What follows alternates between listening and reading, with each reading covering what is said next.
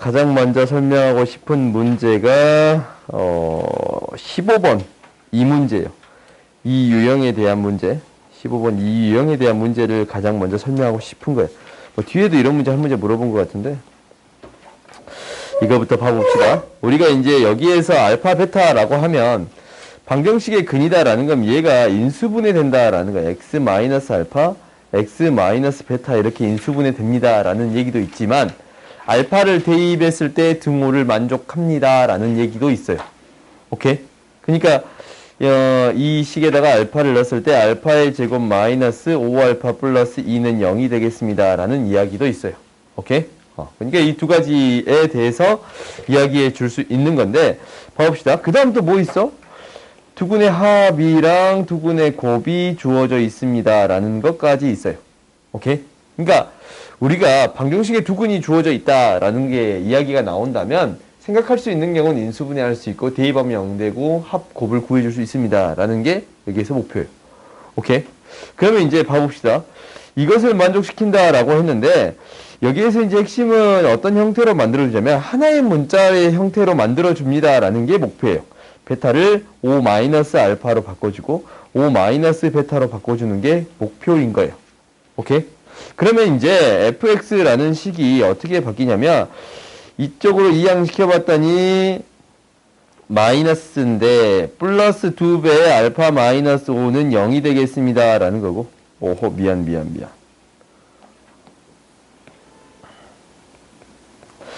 알파를 넣어서 이항시킨 거지. 그 다음에 이 식을 이항시켰더니 똑같은 형태가 돼요.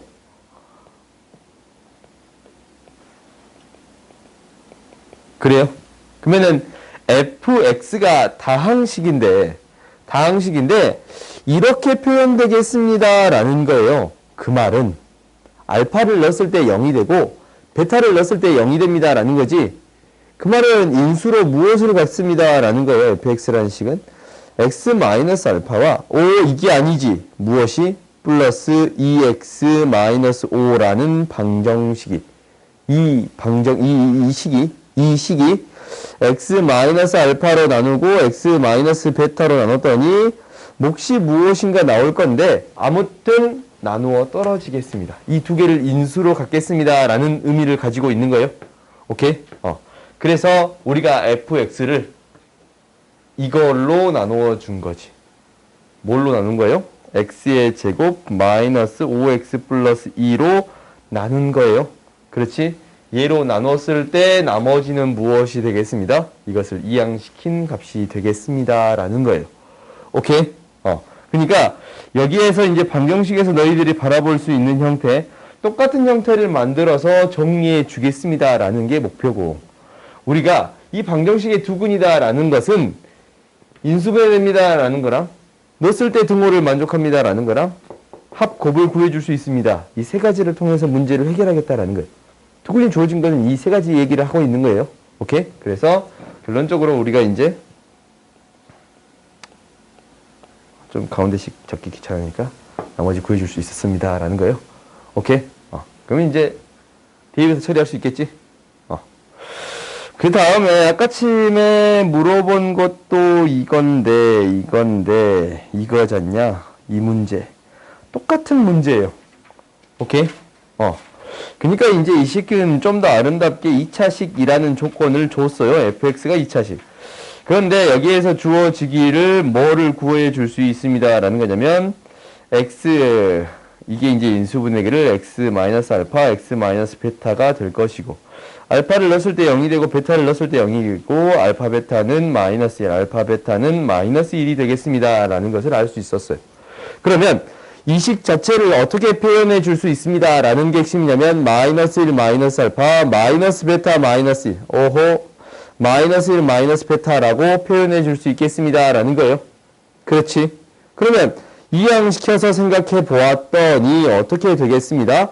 fx 플러스 x 플러스 1은 0이라는 방정식 있잖냐? 이거의 두 근이 알파랑 베타가 되겠습니다 라는 거예요. 그래요? 이게 이 방정식이 2차식인데 두 근이 알파랑 베타래. 그러면 이렇게 인수분해 될 건데 그 말은 즉 무엇을 인수로 갖습니다 라는 거예요? x의 제곱 플러스 x 마이너스 1이라는 인수를 갖겠습니다 라는 거예요. 당연히 최고차함 계수가 주어져 있지 않으니까 이렇게 표현해 줄 수 있겠네요. 오케이? 그러면 fx를 어떻게 구하냐라는 것은 이제 1대입에서 0 되는 거니까 대입에서 a값 구할 수 있을 것이고 이항시켜서 fx 구해줄 수 있겠습니다 라는 거예요. 오케이? 지금 이렇게 처리하는 거 반드시 기억하라 라고 했어요. 오케이? 반드시 기억하세요. 굉장히 중요한 이야기니까. 그래서 이것을 이제 첫 번째 얘기해주고 싶었던 거고, 그 다음 두 번째는 근에 대한 형태를 계속적으로 얘기해 봅시다.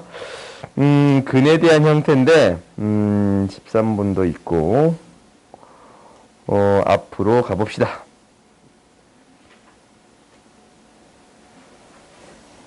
있던데, 여기 있다. 10번 봅시다, 10번.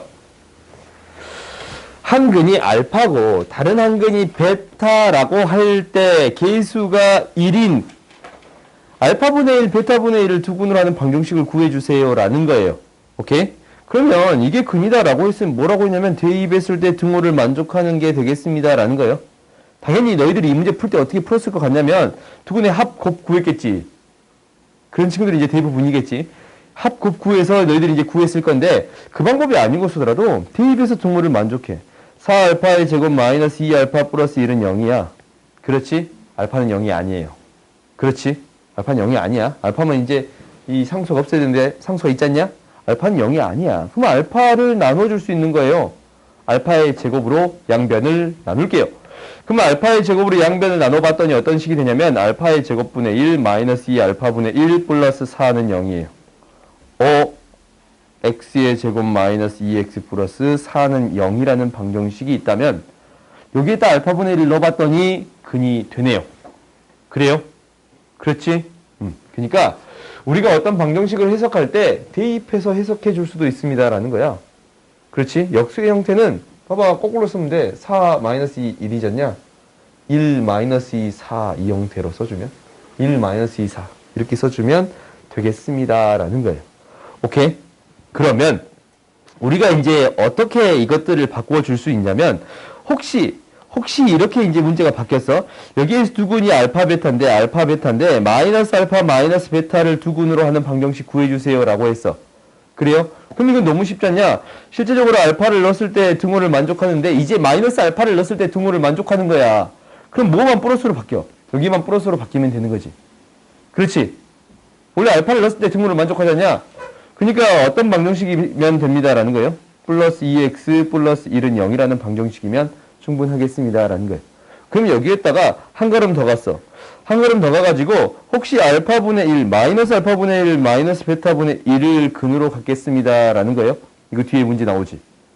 그렇지? 여기 풀어봤으면 뒤에 문제 나올 거야.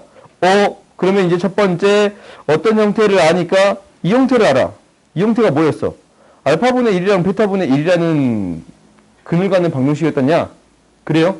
그러면 얘는 뭐가 돼? 이게 마이너스만 붙었으니까 플러스로 바뀌면 되겠습니다 라는 거예요.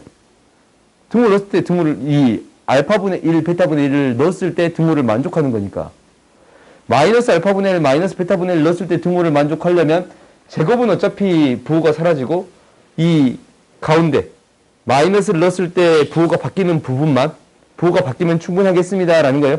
그래요? 그래서 플러스 2x 플러스 4는 0이라는 방정식을 세워주면 충분하겠습니다 라는 거예요. 오케이? 이 문제가 뒤에 고스란히 있잖냐. 어디에 있냐면 빨리 줘. 네가 아닌 것 같아? 근데 왜 계속 쳐다봐? 근데 왜 계속 쳐다보냐고. 13번 보세요. 13번. 우리가 13번 문제를 풀 때 이 방금 전에 생각한 방식으로 해석할 수 있습니다 라는 거예요. 오케이? 방정식이 어떻게 바뀌었냐면 cx의 제곱 플러스 bx 플러스 a는 0이라는 방정식으로 바뀌었다면 여기에서 두 근이 알파 베타였다면 여기에서 두 근 잠깐 pq로 주어져 있지. p고 q였다면 여기에서 두 근은 p분의 1 q분의 1이 되겠습니다 라는 게 주어진 거예요. 그러면 여기에서 두 근 cx의 제곱 마이너스 bx 플러스 a는 0이라는 방정식의 두근은 무엇이 되겠습니다. 라는 거예요. 마이너스 p분의 1 마이너스 q분의 1이 되겠습니다. 라는 거예요. 그래? 응? 그러면 우리가 이제 밑에 조건을 쳐다봤더니 PQ가 이렇게 된다라는 걸 알았어. 그러면 Q분의 1은 Q분의 1은 뭐보다 커요? 1보다 더 큰 형태가 나오겠지. 그리고 P분의 1은 마이너스 1보다 더 작은 형태가 나오겠지. 그지? 이건 우리가 알아. 그런데 어쩐다고? 마이너스를 붙여서 나온다고. 그럼 마이너스 P분의 1은 뭐예요? 1보다 더 크겠어? 마이너스 P분의 1은 1보다 더 크겠어요? 마이너스 1보다 작았으니까. 마이너스가 붙여주면 1보다 더 큰 형태가 되겠지 않냐?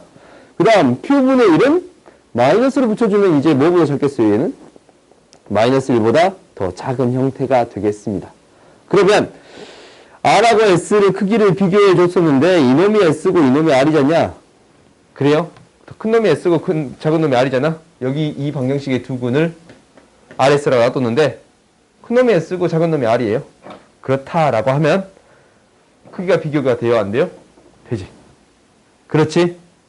그러니까 우리가 방정식에 해다라는 것은 등호의 어떤 값을, 이 x의 어떤 값을 넣었을 때 등호를 만족하는 값이 되겠습니다. 라는 거니까.